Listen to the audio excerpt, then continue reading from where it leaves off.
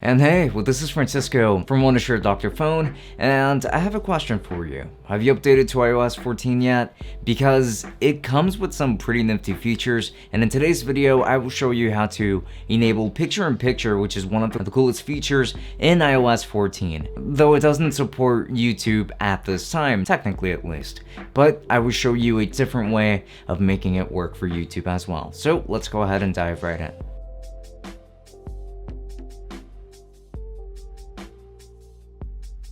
So very quickly in this video, I'm going to show you how to go a picture-in-picture and how to come back to full screen, how to close a picture-in-picture, how to play and pause your videos in picture-in-picture, how to remove the picture while still playing the audio alone, and how to use picture-in-picture for YouTube specifically. So now that that's out of the way, I can go ahead and explain every step as we go. So how do you go picture-in-picture? I just go ahead and tap the picture-in-picture icon on the top, or double tap the screen with 2 fingers. Or just go ahead and swipe from the bottom to enter picture-in-picture. So there are going to be a couple of ways of doing so. And to come back to full screen, all that you have to do is just go ahead and tap the icon. In order to come back to full screen, just go ahead and double tap with 2 fingers. And to close it, you can just tap the X right around here. And to play it and pause video in picture-in-picture mode, and also to skip forward and backward, just tap the corresponding icon in the video here. And to remove this altogether, just swipe right or left to another screen, and this way you can only hear the audio